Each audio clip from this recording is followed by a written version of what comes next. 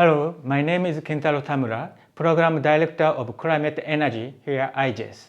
I'm happy to introduce Day 2 and 3's thematic session for this year's International Forum for Sustainable Asia and the Pacific, ISAP 2022. Day 2 and 3 have the theme Realizing Net Zero and Resilient Transition in Asia. Asia has a stake in global effort to tackle climate change. This is because Asia countries are vulnerable to negative impact of climate change. And this is also because Asia has a significant and growing share in global greenhouse gas emissions. Many Asian countries have committed to achieving net zero emissions by and around mid-century and to building climate resilient society. But still there are many challenges to be overcome. Against this background, on Day 2, we will first discuss enabling conditions for net zero emissions.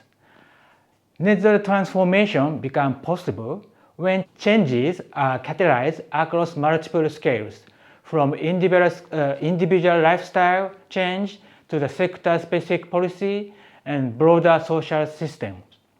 This session will discuss various enabling factors that can accelerate transition and result in sustainable transformation in Asia. Then we will discuss just transition in Asia. Accelerating transition to low carbon economy is critical to averting dangerous climate change. But we need to think about not only the speed of such transition, but also other dimensions of change.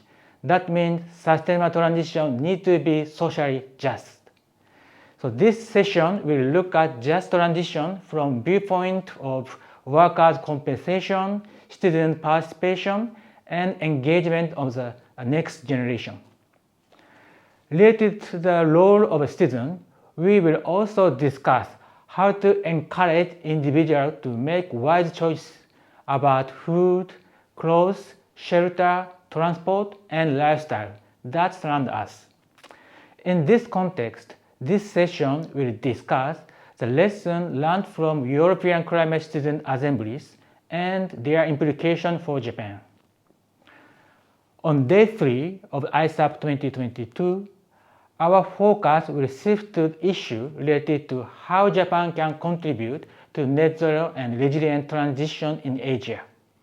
The session titled Japan's Contribution for Decarbonized Asia will discuss the importance of providing support to build and increase regional capacity for science-based policymaking and actions.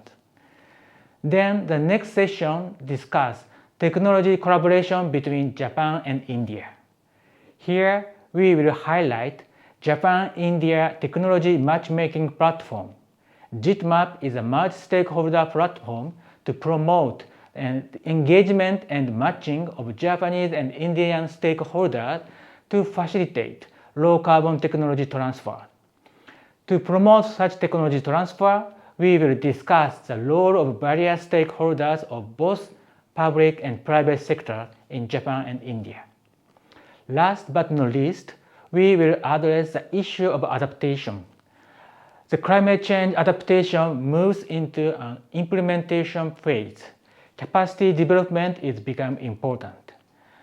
Asian Pacific Climate Change Adaptation Information Platform, or AP-PLAT, is a regional initiative to support countries to make better decisions based upon best available science and develop their capacity for effective implementation of adaptation measures. So this session will discuss how we can promote AP-PLAT capacity development program based upon case studies of disaster risk management. I believe each of the topics that these thematic sessions will address is critically important when we think about how Asia can realize net zero and resilient transition. So don't miss out, register and join the thematic sessions on Day 2 and 3 of ISAP. See you there.